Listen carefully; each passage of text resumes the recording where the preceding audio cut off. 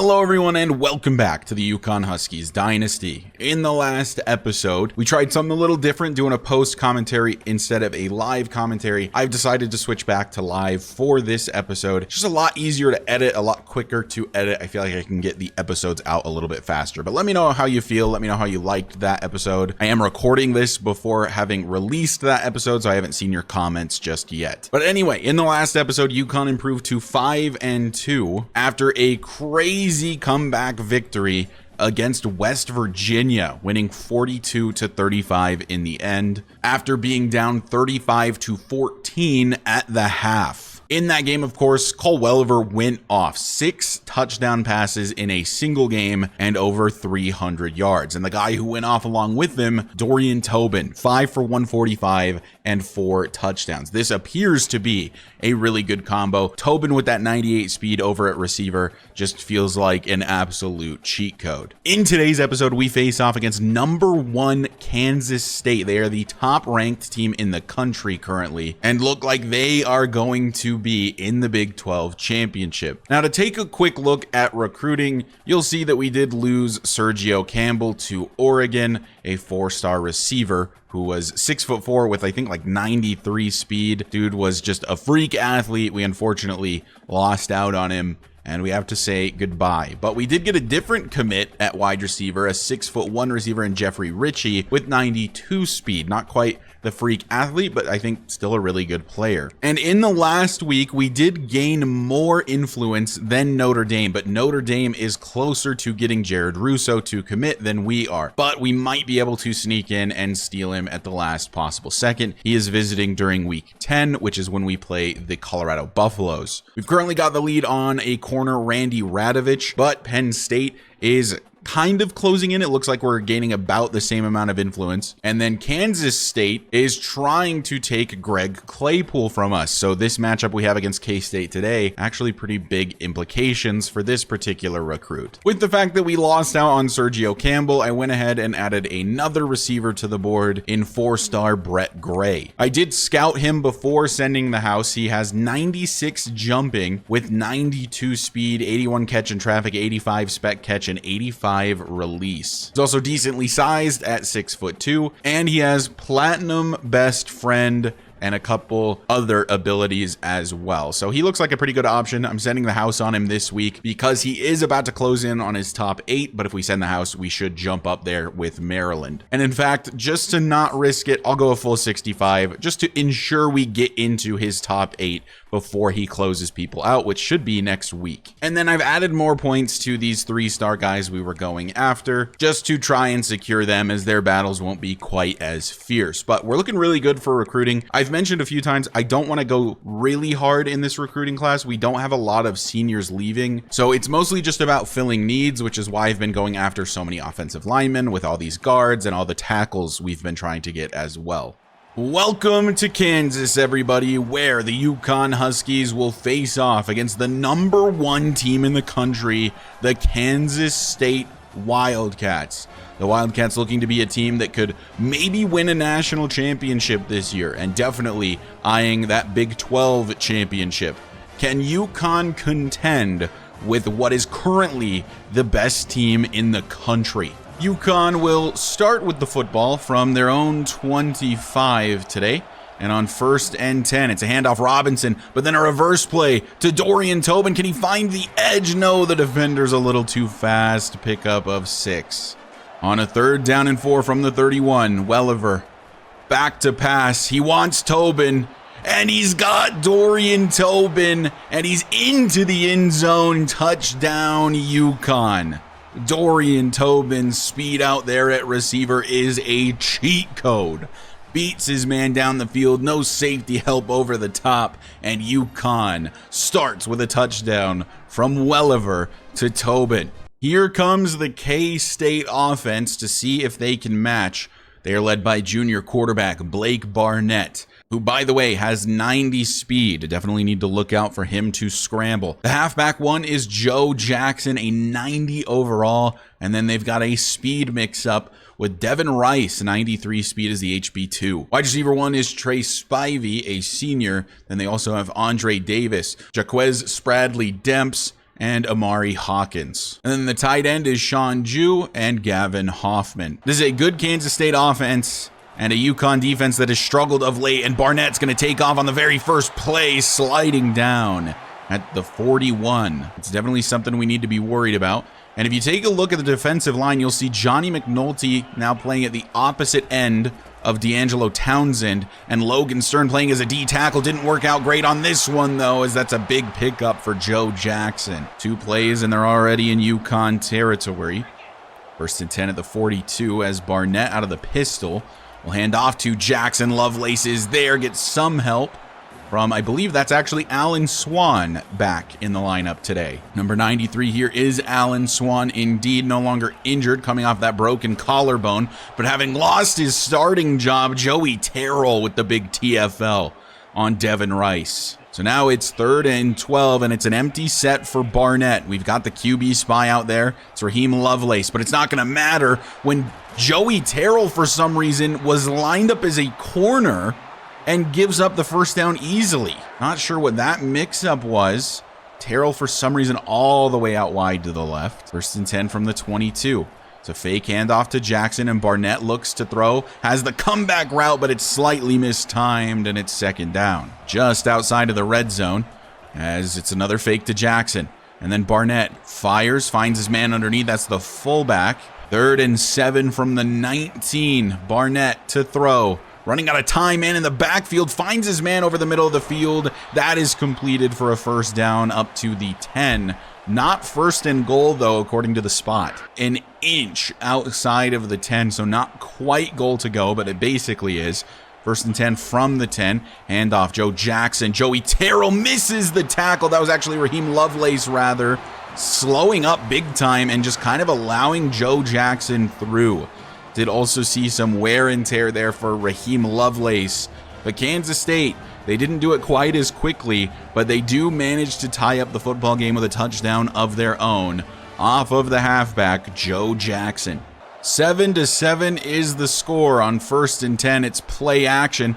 Looking to throw is Welliver, but just having to throw this one away. The blocking was not there. Didn't want to risk a throw down the field. 2nd down and 10. Welliver will hand off to Robinson, who has room to work with, jukes the ref and a defender.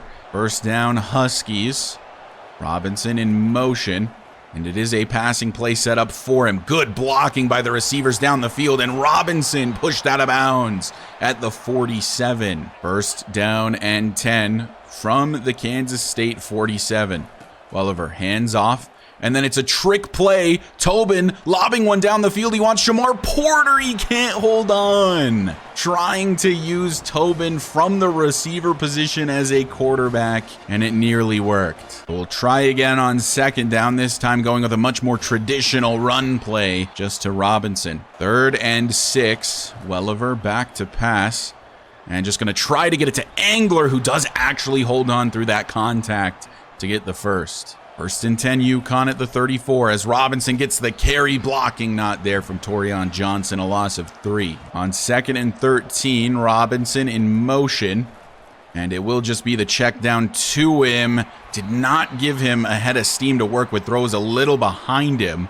Sets up a 3rd and long. Shaq McBath checks in, as we will set up a running back screen for him.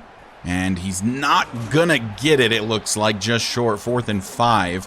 But that does push us into Zach Costanzo field goal range, though it is not an easy one. Kick from Costanzo on its way. And good through the uprights. 3 more added on for the UConn Huskies. 10-7 for UConn, but the defense did not do a great job of slowing down the Kansas State offense on the last drive. Joe Jackson, with a burst of speed, gets the first carry of the new drive for 4 yards. Still Jackson in the backfield as Barnett out of the pistol will actually keep it on the read option, and Daniel Hutchison is there for the tackle. That brings up a 3rd down and 2 from the 33. We've been terrible at stopping teams on 3rd down. And Jackson gets the carry, but this time, who is that? Calvin Whitaker, I believe, with the tackle, not allowing the first. That was Calvin Whitaker. And Kansas State goes 3 and out. UConn with an opportunity to take a 2-possession lead with a touchdown here.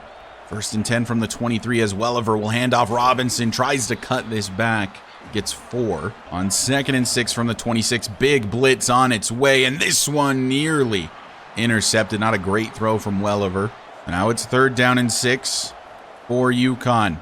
So we go underneath to Jackson. Harper turns it upfield and gets the first to the 37. That officially brings us into the second quarter. On 1st and 10, Robinson will get the carry, a decent running lane, and he's going to exit with an injury immediately following the tackle. Not sure the severity at this point, but I will let you know as soon as I know. It appears to be his ankle. 2nd and 6 as Max Cadet checks in due to the injury.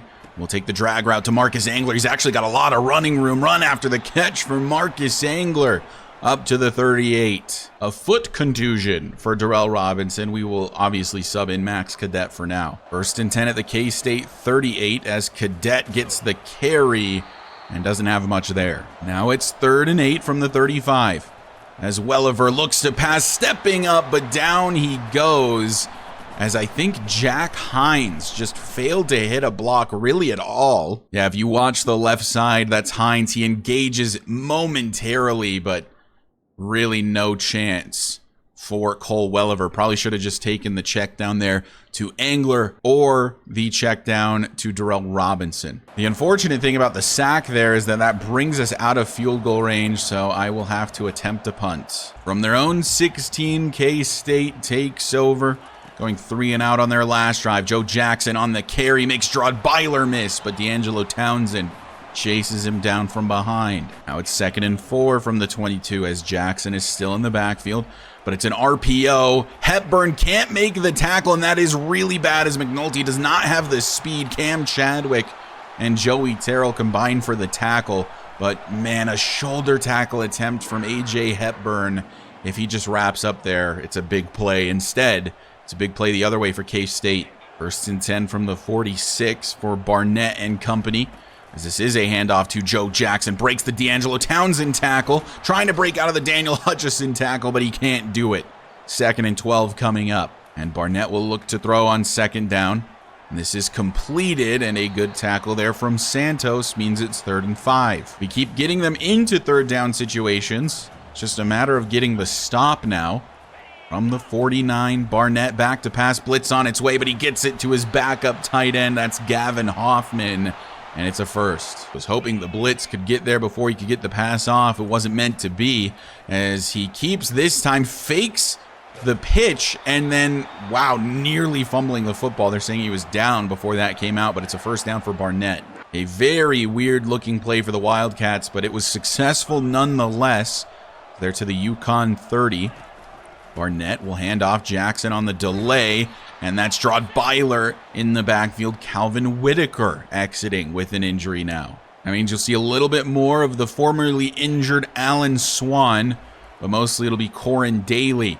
As Cam Chadwick making the same mistake as Hepburn.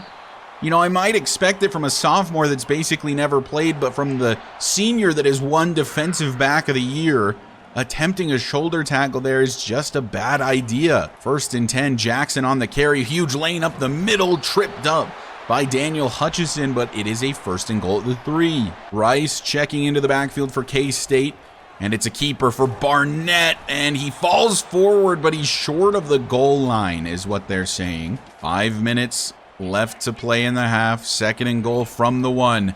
It's a run for Jackson, but Raheem Lovelace and Calvin Whitaker are right there, making it 3rd and goal from the 2.5-yard line. Jackson in the backfield. Wow, everybody jumped, but it was because of a false start for Kansas State. 3rd and goal from the 7. Almost certainly going to the air here is Barnett. Takes the snap, has time, all kinds of time, scrambling now, looking for the end zone on his feet, but he can't get it. AJ Hepburn and a couple other UConn defenders get the stop. 4th and goal will force them to a field goal attempt. And I say attempt because we know that the CPU struggles from this right hash at this distance, but not this time for the K-State kicker, as he'll tie this football game back up. 10-10 as we are approaching halftime, 3:23 left to play. This is a really strange defensive formation for Kansas State. They don't have a deep safety at all, so I'm sending Dorian Tobin deep. Can Cole Welliver hit him? Kind of hit as he throws, but he hits him anyway. Dorian Tobin to the end zone. That's what happens when you don't leave a deep safety. Super weird defensive formation for Kansas State, and we're able to punish in just one play. The speed of Dorian Tobin, the arm of Cole Welliver. The combo is lethal. Who would have thought at the start of the season that we would have a quarterback throwing a bunch of touchdowns to a quarterback? The only issue is that we didn't get to chew any clock, and so now K-State has 3 minutes before the end of the half with a chance to tie it up. Jackson is sent out in motion to the left. Barnett with all day to throw, but it runs out at the very end. A sack for Corin Daly. Second on the team in sacks so far this season. There's another one. 2nd and 15. It's actually a handoff to Joe Jackson. He's going to get a lot of this yardage back, falling forward and just short of the first by a yard. 3rd and 1, less than 1 really, from the 30 as somebody jumped. And this time it's going to be on D'Angelo Townsend, even though it kind of looked like it was a false start from the right tackle. An automatic first for Kansas State. This should be the final play before the 2-minute warning. 1st and 10 from the 35 as they flip the play. It's Rice in the backfield, but he's going to go out to the left. And Barnett finding his man Hepburn, getting cooked again. And that brings us to the 2-minute warning, a first down for K-State. Fast forward a play. It's 2nd and 10 from the 46 for the Wildcats. As Barnett to throw over the middle, but hits his own center in the back of the head. And now it's 3rd and 10. Big third down here. As Barnett is back to pass, scrambling to his left, maybe going to take off to run. Finally, he decides to do so, but Cam Chadwick forces him into the slide. We will call a timeout, because now they'll have to punt it away, and maybe we can extend our lead. From the 20, it's 1st and 10 for UConn. As Welliver will look to throw, but he fumbles the football, and it's still on the ground, finally recovered by Ben Morosky. Man, that is scary. 2nd and 20. Nearly a game-changing fumble by Cole Welliver. 2nd and 20 from the 10. Handoff. Robinson tries to juke this back to the outside, and K-State is now calling timeouts as they see an opportunity for more points. On 3rd and 12, we'll bring Porter over in motion for the jet touch pass, and a lot of running room. He's going to get the first down up to the 32. Big first down for UConn. Welliver back to pass and hit as he throws. Man, they just let that guy through instantly. Wow, look at this replay. Torian Johnson didn't even engage in the block. That guy was untouched despite being lined up as a nose tackle. That is embarrassing. 2nd and 10 from the 32. Welliver back to pass. Has Shamar Porter underneath, and he's got another first up to the 44. 50 seconds left to play. On 1st and 10, Welliver to throw. And he wanted Marcus Engler, but it's read by the defensive back, and this has potential to be a pick 6. Can Darrell Robinson bring him down? He cannot. Jack Fabris with the pick 6 for Kansas State. A mistake by Cole Welliver. He was looking for his tight end, Marcus Engler. The defensive back was dropping back like he was going to follow Terry Overhauser. Instead, he stayed with the tight end. And it's just a good read, a pick 6 for Kansas State. Really terrible timing. I'd argue there's never good timing for a pick 6, obviously, but it's especially bad at the end of a half when Kansas State is about to get the football to start the second half. Still a decent chunk of time. Welliver now cold, though, and he wants it all with Terry Overhauser incomplete. On 2nd and 10, Welliver will look to throw, and he wanted Dan Sanders, who was going to be open, but again, no time to throw. Man, Blake Franks just gets swim moved out of his shoes. 3rd and 10 now, as we'll just run the ball here to burn K-State out of one of those timeouts, and now we'll have to punt it away. This could get really bad. There's also a 14-mile-per-hour wind against our punter, so the kick is not very good. 1st and 10 from the 44 for K-State. Johnny McNulty making a hit, backing up in coverage. He forced that football out. That's all McNulty there. They've got this sort of quad wide receiver set out to the left. They'll look to throw, but this one, they go to the right side instead, and they'll burn that last time out. From the 44, 14 seconds left to play. Maybe they're just looking to get into field goal range before halftime. Barnett throws this one out of bounds, 8 seconds. 2nd and 10 from the 44. Barnett, all kinds of time to throw, and he throws it away again. So now it is 3rd and 10, but with only 4 seconds left, they have no time to get in field goal range. So it's just going to be a Hail Mary attempt, I think, from Barnett, as he's launching one towards the end zone at the back of the end zone, and it's knocked incomplete. And we head to halftime. It was looking really good there for a moment for the Huskies, but as I always tend to do, I throw an interception, leads to the pick 6, and we've got a tie football game heading into halftime. So Kansas State starts with the football here in the second half, all tied up at 17, as it's a fake to Jackson, nearly an interception for Santos. Probably should have been. He's wanting that one back. 2nd down. Almost got the pick 6 right back on the first play of the second half, as this one is actually a handoff to Joe Jackson up the middle. Big hit from Robert Butts, but still allowing the first. 1st and 10 from the 29 for the Wildcats, as this time it's a throw and it's completed to the tight end. That's Gavin Hoffman for 9 yards. 2nd and 1 from the 38. They do not go to the ground this time. They go to the air, and it's broken up by George Kiki. 3rd and 1 now from the 38. It's Jackson in the backfield. They bring a man in motion, and it's going to be a keeper for the quarterback. Nobody is downfield, and with the speed of Barnett, he is gone. Touchdown, Kansas State. A total collapse of the defense as Blake Barnett breaks away and finds the end zone. And they'll take a 24-17 lead after the PAT. We'll have to look at a replay. That was insane. I don't know how the defense was so bad. And you know what it is? Daniel Hutchison is the guy who's supposed to be filling this lane, and he gets bumped to the outside by Santos, or perhaps he thought the halfback had it. I'm not certain. But he was supposed to fill this gap and instead leaves it open, and then Barnett is just gone. 24-17, UConn behind by a touchdown. 1st and 10, Darrell Robinson getting a carry. Ooh, nearly breaking away. Instead, it's only 6. Brings up a 2nd down from the 31. Robinson to get another carry, trying to find the edge.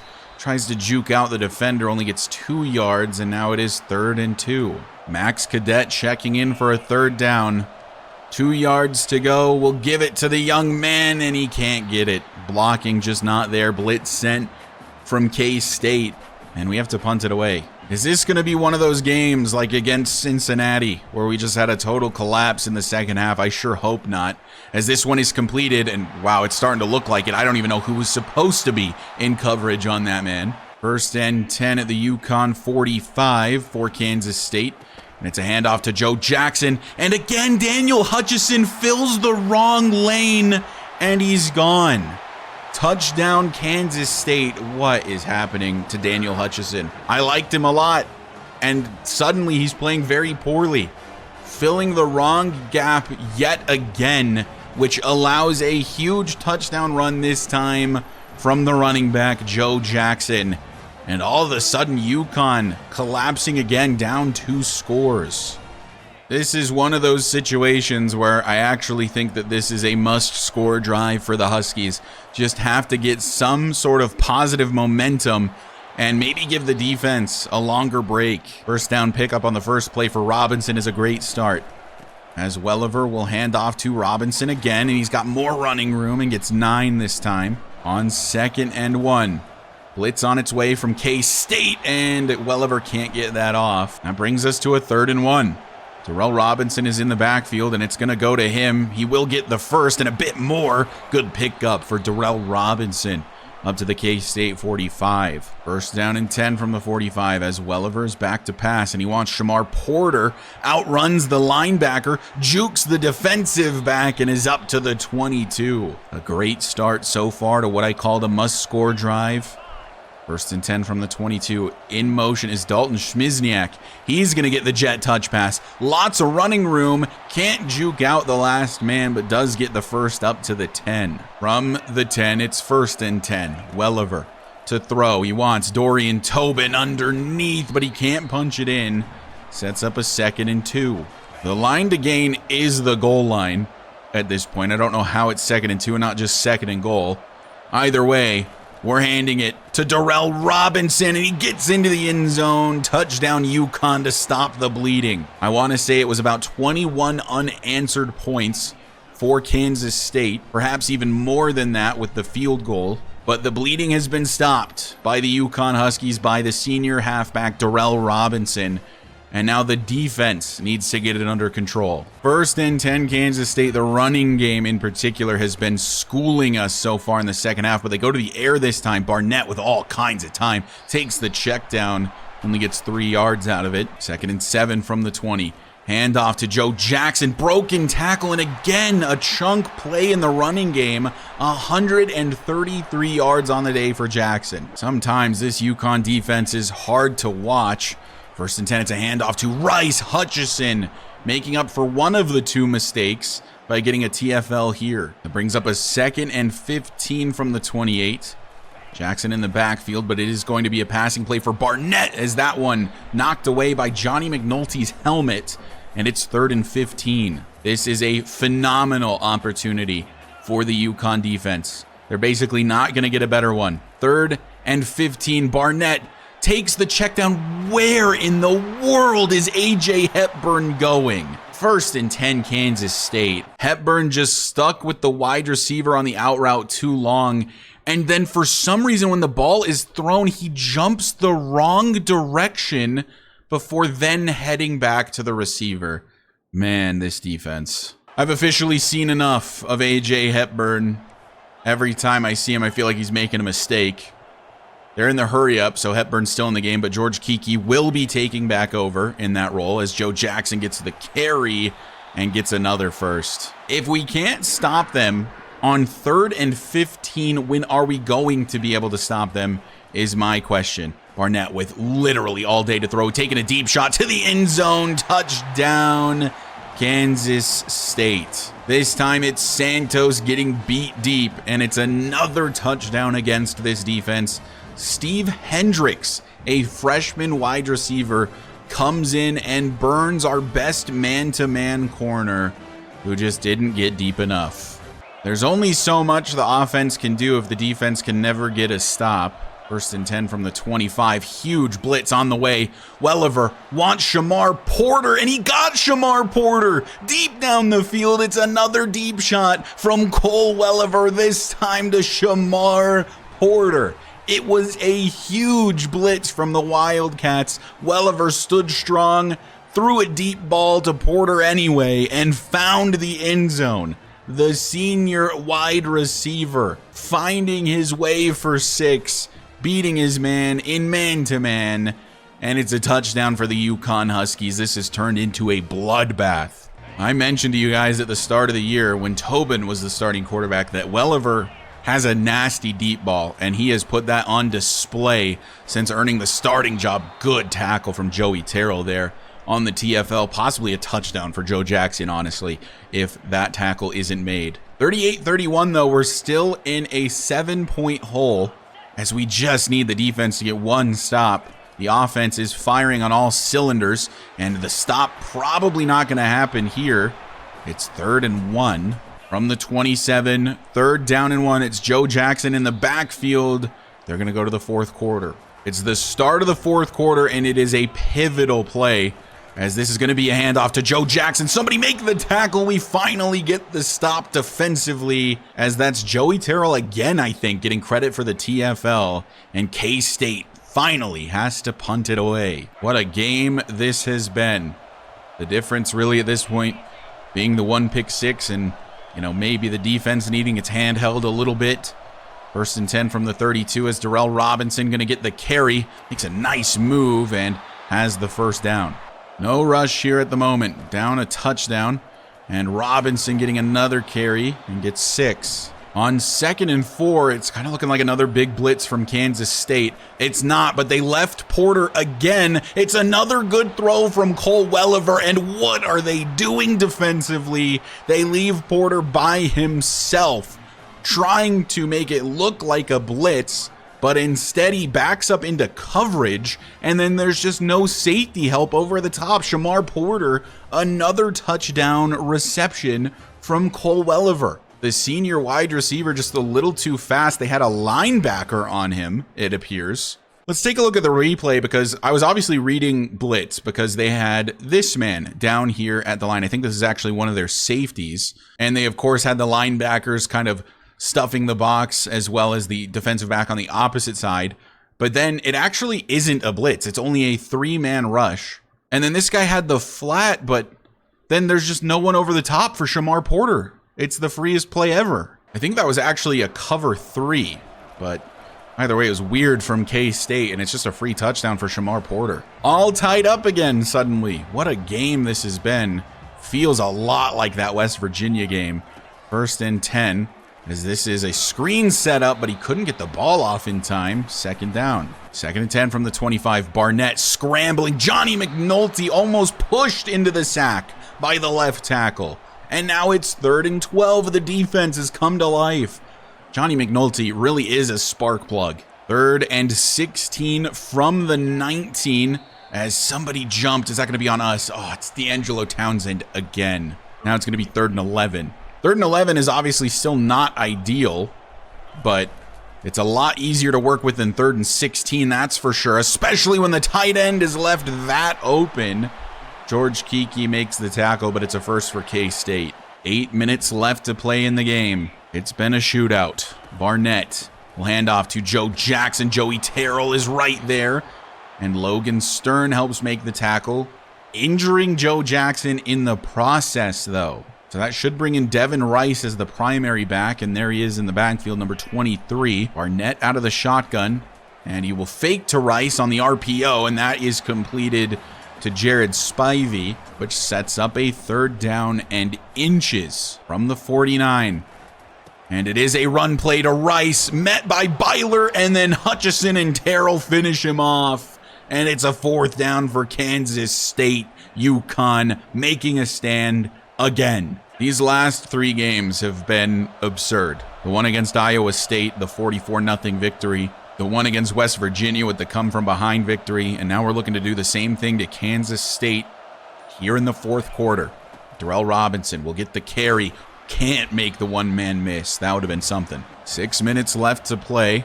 As Welliver out of the shotgun will look to throw, and he wants Dan Sanders, who has the reception and is going to be just shy of the yard to gain. 400 yards through the air for Welliver, by the way. Passing game really coming alive with the deep balls from Welliver. 3rd and 1, it's Max Cadet in the backfield. Big blitz on its way from Kansas State. Cadet got the... We didn't get the first.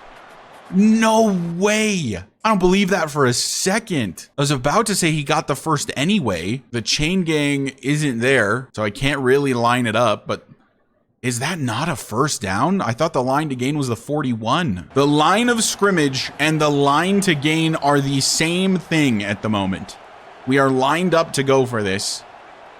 Welliver is going to go for a QB sneak. 4th and inches from the 42, and he gets it. 1st down to the 43. I cannot believe that was not marked as a first. So now on 1st and 10, 4.5 minutes left to play. Darrell Robinson gets the carry. Not much running room there. Welliver to throw, and he wants Porter. There was a blitz on its way. Porter makes the grab and has the 1st down. 3.5 minutes left to play. Another blitz on its way, and down goes Welliver on the play action. They did not bite even slightly. Not good. 2nd and 16, Welliver to throw. Another blitz on its way, but he finds...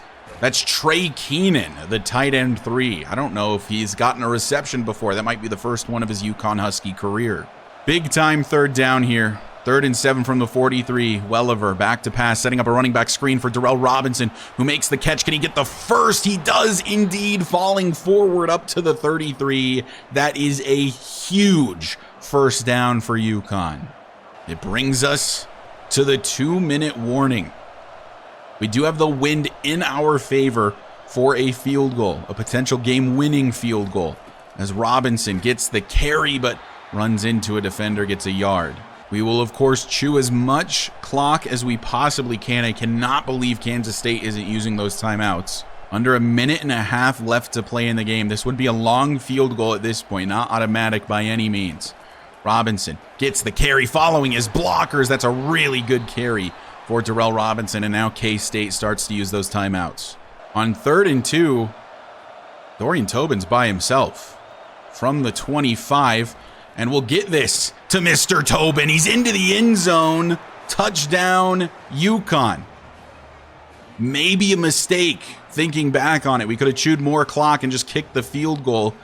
We take the score to Dorian Tobin. They left it there, maybe intentionally, and I took the bait. Now Kansas State will have 2 timeouts at a minute and 11 seconds, but I'd rather take the automatic points than the potential of points. I'm not sure. There's a number of ways to look at that, because of course we could chew clock, just attempt the field goal.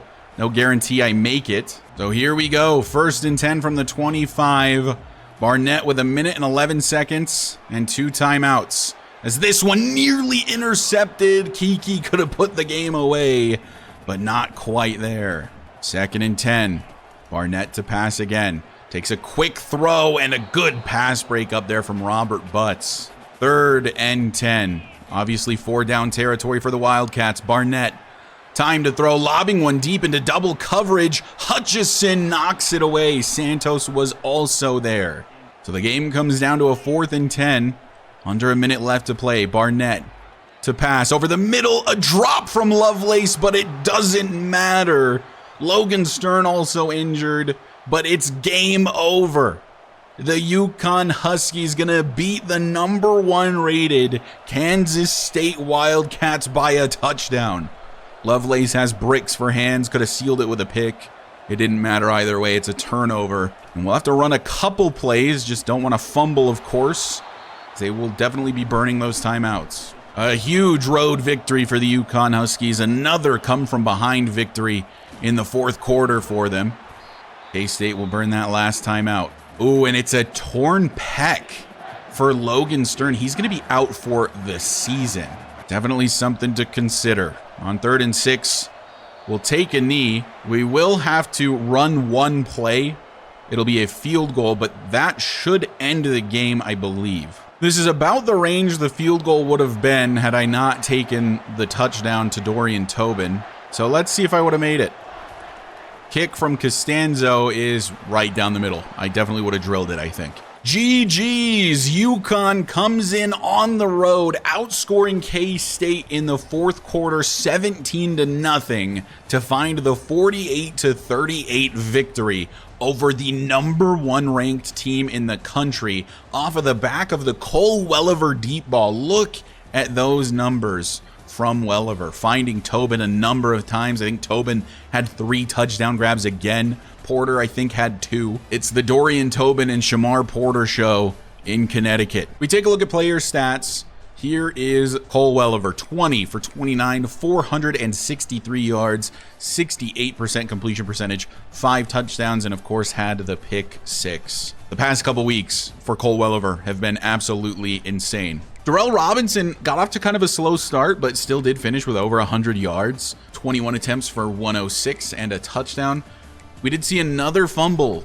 Max Cadet was inefficient on his carries, though he did not get many. Receiving, Shamar Porter 6 for 185 and 2 touchdowns. Dorian Tobin 4 for 177 and 3 touchdowns. He's just a deep ball expert. 44.2 yards per reception. Robinson with 3 grabs, Engler with a couple grabs for 31 yards, and then a couple other people got involved. Dalton Schmizniak has not been super involved in the offense this year, but did get a catch for about 12 yards. Keenan got a catch, and Jackson Harper even got one. For blocking stats, Morosky gave up a sack, so did Jack Hines. Hines also did not get a pancake on the day. Torian Johnson did get 5. Defensively, it's George Kiki who leads in solo tackles despite not playing the whole game. And then in total tackles, it's Joey Terrell with 11, Robert Butts with 10. Terrell had 5 TFLs. I'm telling you guys, I think this dude's an All-American. I think he's going to be an All-American. He is disgusting. Daniel Hutchison with 3 TFLs as well, and then Corin Daly and Johnny McNulty each with a sack. And you know, a little bit of heartbreaking news. Logan Stern in his senior season tears his pec and will miss the rest of the year. You hate to see that for seniors. And you know, Logan Stern, probably not an NFL capable guy. So these are basically the end of his playing days. And it's just really unfortunate as a senior to, you know, have to miss your final season. And he was playing pretty well. He was leading us in sacks at the very least. So UConn improves to 6-2. K-State falls to 7-1, both only with 1 loss in the conference. This might actually end up being a rematch in the Big 12 championship game, assuming we can keep it up and assuming K-State can keep it up. But we'll go ahead and advance to the week. That's also a big win for one of our recruits who we were battling Kansas State for. See if we get any commits going into the following week. We don't, and we lose out on Jared Russo to Notre Dame. Dorian Tobin is the Big 12 Offensive Player of the Week, 4 receptions, 177, and 3 touchdowns. And now it is officially week 10. We'll play Colorado. Man, I really thought we were going to sneak in and steal Russo, but Notre Dame seals the deal. Another corner that we don't get. And at this point, we haven't gotten a single one. We're very close on Randy Radovich, but could potentially lose him to Penn State. So probably time to go after some other guys. We've got Bill Hogue on the board already. We decided to add Chad McKay, who is a little undersized, but if he's fast, I will take him. He's a 3-star out of New Jersey, and he is not fast. He's 88 speed. He is a bust. Get off of my board immediately. UConn back in the top 10, ranked at 9th, a step behind Kansas State, who does play Iowa State this week, a team that we shut out. And the top team in the country right now, this is now the college football playoff poll, is Nebraska, who just absolutely dominated Michigan State. And then there's North Carolina, South Carolina, Oregon, Clemson, Oklahoma State, USC, Kansas State, and UConn. And then rounding out the top 10 is Texas. Oklahoma State, another Big 12 team that is performing very, very well. 7-1, they're 5-0 in the conference. So it may actually be Oklahoma State as the team to beat in the Big 12 this season. Baylor was one of the top teams. They are a really, really good Big 12 team, but they did lose to Oklahoma State, dropping to 11th. Georgia loses 33-0 to Arkansas and drops to 12th. You've got Tulsa all the way up at 14th, and then a number of other teams trying to fight for a position in the college football playoff. We look at the media poll, we are ranked 9th. Oklahoma State is actually 5th, and then Nebraska, South Carolina, and then North Carolina. Teams that just missed out: Boise State with 185 votes. Bowling Green with 126. Here's another look at conference standings. For now, we'll sort by the actual conference win-losses at this point. Georgia Tech and Stanford, the 2 undefeated teams in the conference in the ACC. In the American, it's Tulsa and then Rice and App State with only 1 loss. In the Big 12, Oklahoma State, I think, is the only undefeated team remaining in the conference. They are indeed. And then Liberty is 5-2, 7-2 on this season. We are, of course, 5-1, our only loss coming to Cincinnati. In the Big 10, it's led by USC and Nebraska, who are both undefeated in the conference and both 7-1. The very small Conference USA is led by Western Kentucky. Notre Dame, who just stole one of our top recruits, is 6-4. UMass is 4-2 in their conference, 6-3 on the season. I'm kind of cheering for them a bit because obviously UMass, UConn always had a little bit of a rivalry. They were independent together and now have moved on into different conferences together. Obviously UConn seeing way more success than UMass, but it's nice to see that UMass can contend in a conference like the MAC. Bowling Green is a team that absolutely killed us, obviously, in a bowl game, and they are undefeated in the conference currently. In the Mountain West, it's actually Wyoming leading the way. Wow, this is anybody's conference. The best team in terms of overall win-loss is New Mexico at 5-4. We found a very evenly matched Mountain West. Pac-12 is led by Oregon State, Fresno State, and Boise State. God, there's so many states here. Oregon State, Fresno State, Boise State, Colorado State, San Diego State, Washington State, Texas State, and Utah State. So many states. Boise State 5-1 in the conference. Oregon State and Fresno State still undefeated. In the SEC, it is Georgia at 7-2, but Texas and South Carolina each are 7-1. Texas, the only remaining undefeated team in the conference, at 4-0. And then in the Sun Belt, the only remaining undefeated team in the conference is South Alabama. They are actually actually undefeated in general at 8-0. Take a look at stats on the season. Cole Welliver has been popping off ever since taking over the starting quarterback role. 1,200 yards, 12 touchdowns to 2 interceptions. Darrell Robinson closing in on 1,000 yards rushing. He will almost definitely hit 900 in the next game. We'll see if we can get him to 1,000. He's also closing in on double-digit touchdowns. In the receiving game, it's Shamar Porter, 39, 626, and 7 touchdowns, but Dorian Tobin quickly catching up and has already passed him in touchdowns with 8, 20 receptions for 399. And then it's Darrell Robinson. Really, it's Porter and it's Tobin, and then it's everyone else. On defense, it is Raheem Lovelace leading in total tackles, but Joey Terrell leading in solo tackles. Raheem Lovelace is the leader in TFLs with 13, but Joey Terrell made up some huge ground in that last game with 5 of his own, getting 12. Leader on the team in sacks is Logan Stern with 6, but he will obviously not finish as the top guy, missing the rest of the season, unfortunately. And our leader in interceptions is Joey Terrell. This guy has to be an All-American. He is second on the team in tackles, first on the team in solo tackles, second on the team in tackles for loss, has 2 sacks and 4 interceptions with 2 pass deflections, and a pick 6, mind you. You might be interested to hear that the quarterback we just played against, Blake Barnett, is currently leading the way for the Heisman Trophy. Joey Terrell currently ranked 8th for the best defensive player on the season. Not shocked at all. He is so good. Darrell Robinson currently on track to win the best running back on the season. Wow. And look at that, UMass with Demarion Alberic in second place. Here is what the college football playoff bracket would look like if the playoffs started today. Oklahoma State would be the 1 seed, but look, there we are, number 11. We would face North Carolina, but we would be in as it stands. So if we can just win out the rest of the season, we should be a playoff team. And in terms of winning out, I feel pretty good about our chances. Colorado's 4-4, not the best. Liberty is 7-2, but on paper are a weaker team.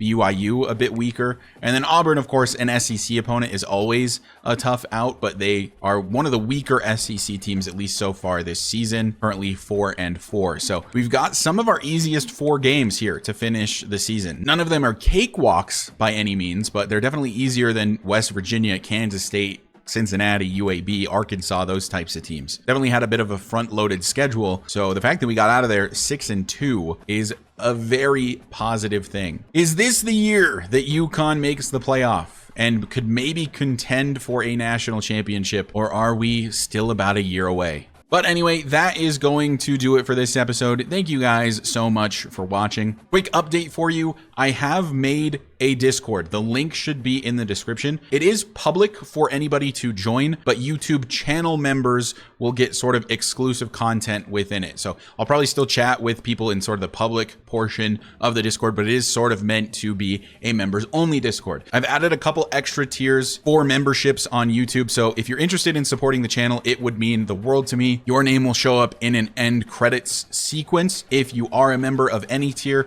And of course, you get access to member only benefits in the Discord. So if you're interested in that, link is down in the description. Truly would mean a lot to me. But if you find yourself coming back on the regular and you aren't already subscribed, go ahead and hit that sub button for me. It does help me out a lot. And I will see you guys in the next episode where UConn looks to continue this win streak and make the playoffs.